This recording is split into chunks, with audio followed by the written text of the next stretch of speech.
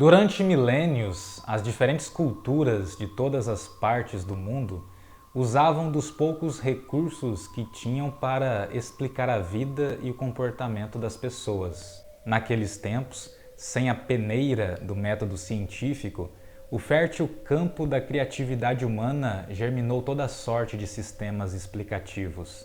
Uns mais populares, outros menos, e alguns deles sobrevivem até hoje. Um exemplo são as afirmações de que a posição de planetas e constelações influenciam as personalidades e os destinos das pessoas aqui na Terra. Essa é a base do que é conhecido como astrologia, que sustenta e dá forma à prática do horóscopo. Mas será que o horóscopo é realmente válido para explicar o comportamento das pessoas e os acontecimentos do dia a dia? É sobre isso que nós vamos discutir aqui. Antes, a gente tem que separar a astrologia da astronomia. A astronomia é uma ciência exata, academicamente estabelecida, que estuda tudo o que diz respeito aos corpos celestes. Já a astrologia não chega a ser uma ciência.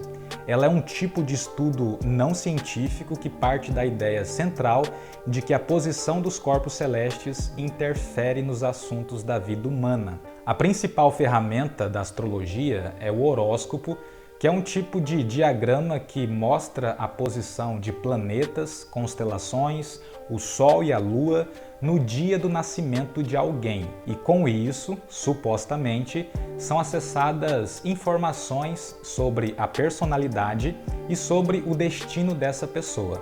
Ou seja, seriam informações sobre a possível sequência futura de acontecimentos da vida do indivíduo e sobre o funcionamento pessoal dele. Mas aqui nós chegamos a um problema. A psicologia científica tem também explicações para o desenvolvimento da personalidade, só que bem diferente do horóscopo. Porque a causa que o horóscopo atribui para a personalidade não tem nada a ver com o tipo de causa que a ciência psicológica busca. São pontos de partida e pontos de chegada completamente incompatíveis. E é por isso que nós vamos refletir aqui sobre a credibilidade do horóscopo, levando em conta alguns pontos um pouco problemáticos. Como já foi dito, o horóscopo é um tipo de diagrama complexo que considera datas e a posição de constelações e outros astros para revelar tendências de comportamento e obter recomendações sobre possibilidades futuras.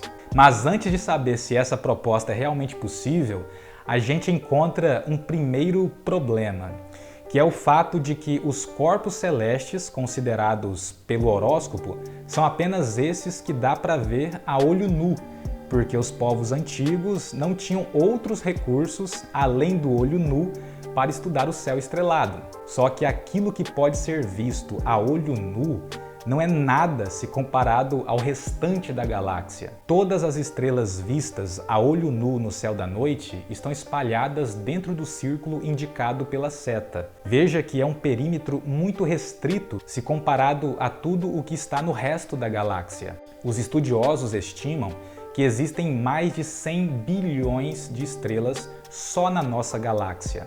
Porém, de toda a superfície da Terra, só pouco mais de 9.000 estrelas podem ser enxergadas a olho nu. Mas como você está só de um lado do planeta, esse número cai para menos da metade. Quer dizer que, durante uma noite estrelada, uma pessoa só vai enxergar um conjunto de pouco mais de 4.500 estrelas. Para enxergar mais do que isso e ver além desse perímetro, você vai ter que usar algum telescópio. Mas a questão aqui é a seguinte: existe uma diferença razoável das 9.000 estrelas que podem ser registradas da Terra a olho nu para as mais de 100 bilhões que estão no restante da nossa galáxia. Se os astros realmente influenciam a nossa vida, será que dá para confiar no horóscopo sabendo que ele não considera as possíveis influências de mais de 99% das estrelas da galáxia? Sem contar o restante do universo com todas as outras galáxias. Só que essa limitação era inevitável porque as pessoas que naquelas épocas desenvolveram as astrologias e o horóscopo não tinham como saber da existência de tantas estrelas. Mas, inevitavelmente, esse é um problema muito relevante para a credibilidade atual do horóscopo. E a situação fica ainda mais desfavorável quando o assunto é o formato das constelações. Os povos antigos olhavam para o céu noturno e viam pontos luminosos distribuídos em posições que lembravam formas que eles viam no dia a dia. Alguns conjuntos de estrelas se pareciam com animais, outros com guerreiros, outros com utensílios domésticos. O fato é que essas formas variavam conforme aquilo com que cada povo estava familiarizado. Esse tipo de percepção se chama pareidolia, que é quando enxergamos desenhos de coisas conhecidas nas nuvens, nas manchas de uma parede ou no contorno de uma pedra. É um tipo de ilusão que acontece porque a resposta visual que temos de um objeto pode ocorrer diante de outro arranjo de estímulos se existir alguma semelhança no formato. É uma generalização de estímulos. Você já deve ter percebido que o argumento aqui é que a distribuição das estrelas estimula na nossa percepção visual a formação de pareidolias que nós aprendemos a chamar de constelações. E como a pareidolia é uma generalização a partir de estímulos conhecidos, as constelações eram sempre coerentes com o estilo de vida conhecido por cada povo. Na série Cosmos, Carl Sagan mostra como a mesma constelação provocou pareidolias diferentes em povos diferentes. Por exemplo, essa aqui na América do Norte é a Grande Concha. Já na Inglaterra medieval, o mesmo conjunto era um arado de madeira. Já os chineses viam uma carruagem celestial. E outros povos também viram outras coisas completamente diferentes. Todas as constelações que a humanidade já apontou são pareidolias influenciadas culturalmente e, obviamente, isso também se aplica às 12 constelações do zodíaco. Por essa lógica, cada povo foi criando e modificando vários sistemas de crenças que se propagam na nossa cultura ao longo das gerações até hoje. E não dá para garantir que os padrões da sua cultura são mais verdadeiros só porque foi nela que você nasceu. Só que como o horóscopo faz afirmações sobre como as pessoas se comportam, daria então para tentar achar alguma concordância com os resultados de testes psicológicos validados, mas nenhuma pesquisa encontrou equivalência ou confirmação inequívoca de uma coisa para outra. O resultado de um psicodiagnóstico completo não tem nada a ver com aquilo que o horóscopo da pessoa prevê sobre o funcionamento dela. Então, por que as pessoas continuam acreditando? A questão é que o horóscopo faz descrições amplas que podem se encaixar na vida de qualquer um. Prova disso são aqueles experimentos em que a pessoa acredita piamente que está lendo uma descrição do próprio signo, quando na verdade está lendo a descrição de outro signo, simplesmente porque uma descrição que não especifica contexto cabe em qualquer lugar.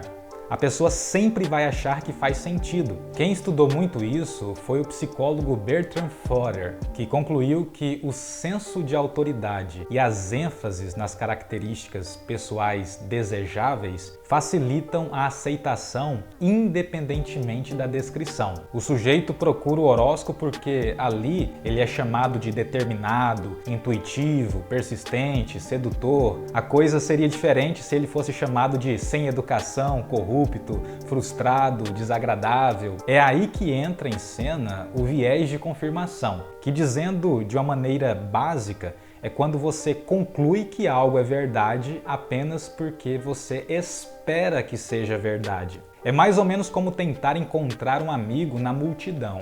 As pessoas que são parecidas com ele vão atrair muito mais a sua atenção. E você pode até crer que está vendo seu amigo, quando, na verdade, está vendo apenas uma pessoa parecida. Quando você deseja que algo seja confirmado, muita coisa vai começar a se parecer com uma confirmação.